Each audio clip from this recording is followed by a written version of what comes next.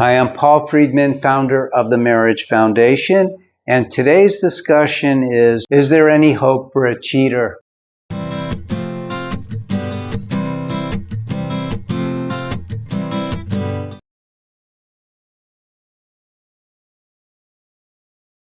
Hi, welcome back. Again, I'm Paul Friedman, founder of the Marriage Foundation, and this is a deep question, much deeper than you think. I'm not going to just go, no, yes, and because and all that. I'm going to get into this because I really want you to have a marriage that you're just so in love and so happy, and right now that is not happening. So the topic, is there any hope for a cheater? I am going to say that let's look at this a little differently. Is there any hope for your marriage? Has your husband cheated on you? Has your wife cheated on you? Is there any hope for a cheater? Thank God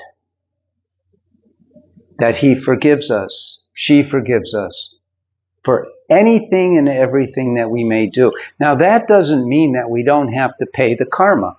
You know, it's expressed in every religion.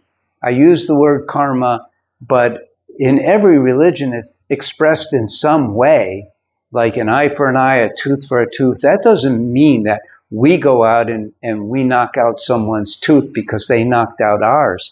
It means the law of cause and effect never takes a vacation. And if we cheat, we pay.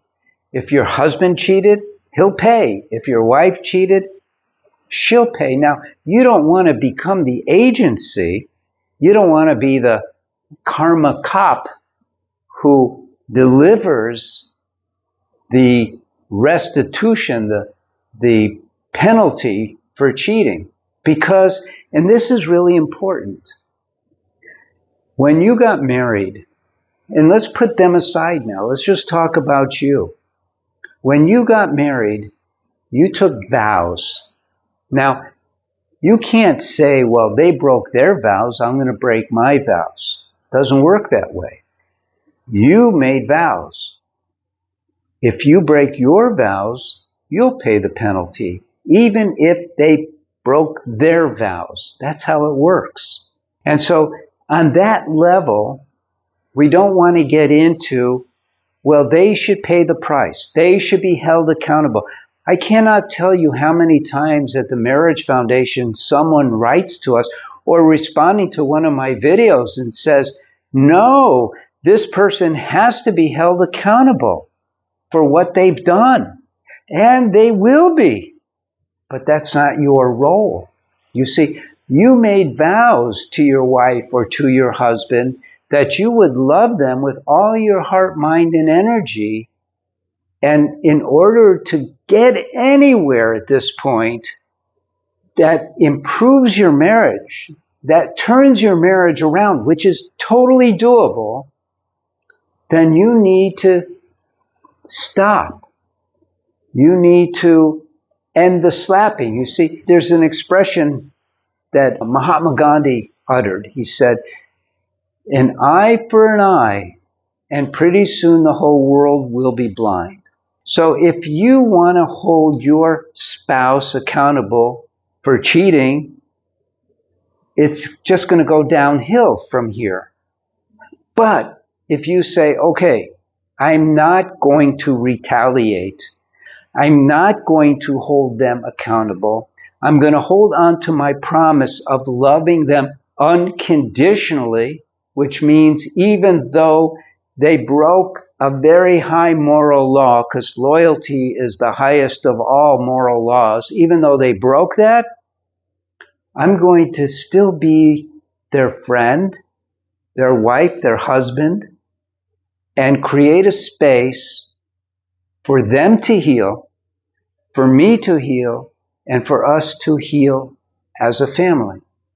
In other words, yes, there's hope for a cheater, but not if you become their disciplinarian, not if you become their teacher, not if you put out expectations, not if you let them know, I'm going to forgive you this time, but if it ever happens again, you can't do any of that. What should you do? That's the real question. What should you do? What you should do is you should, and I'm going to be just very candid, is you should stop the downward cycle that got you into this place where your partner cheated on you. You're going to stop and go, what can I now do to transform our marriage? Now, this is a deep question. I can't answer this in one video, but I'm going to tell you this. First of all, I used to be a divorce mediator. If you're already a subscriber, you already know that because I bring that up from time to time. And I can tell you right now that, and that was until 2001, so over 25 years ago, that I began healing marriages because I did a deep dive into marriage when a couple asked me to help them save their marriage. And I discovered the scientific principles that are marriage, that embody marriage. And I realized, believe it or not, that every single couple, and trust me, it broke my heart when I realized this, every single couple who I helped get a divorce, all of them could have saved their marriages.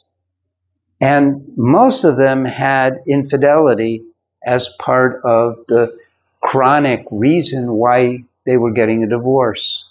And yet none of them had to.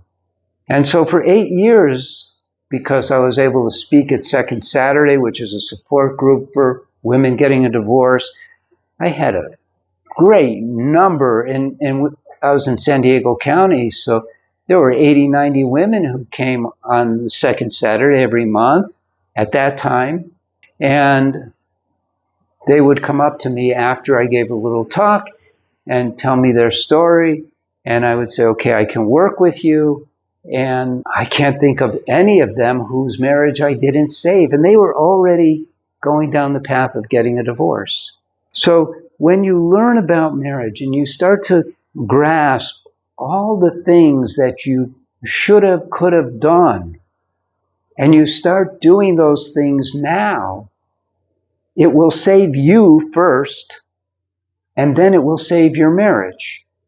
Now, you cannot go, okay, if I do this, will this happen? It's not like that. Because literally the very first step is a self-analyzation process where you start to uncover all of these gnarly reactions that are just habits that are in your mind, that when something happens, it triggers you and bam, you behave in a way and all of a sudden you're in this negative cycle. So there's a layering of learning, practicing, absorbing that you have to go through, but you can, and if you follow my ways, you will save your marriage, and you will do it with compassion for your soulmate who fell off the path of righteousness. I don't want to sound like a preacher or anything, but they did. I mean, let's be honest. Cheating is immoral at the highest level. Is it murder? No, but it's disloyalty. And disloyalty in a marriage is really rotten. And you're not going to be disloyal. They were. You have to forgive them. That's what you vowed to do. That's what you signed up for. And so you begin with that.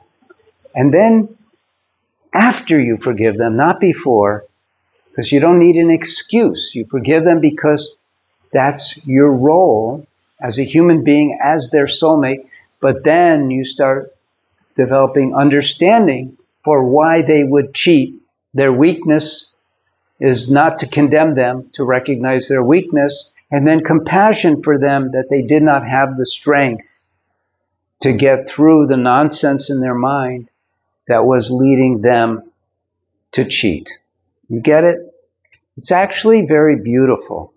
And I urge you to listen to more of the videos. In other words, subscribe, like this one, leave a comment if you want, and you could reach out to us. Go to our website. There's a lot of offerings there for free course. There's offering for you to reach out to one of our counselors, and don't be shy about it. We've been doing this for a very long time. We're very legit. and we're here to help you. Now, I'm Paul Friedman. I founded the Marriage Foundation. I feel honored to be of service to you. God bless you, and take care.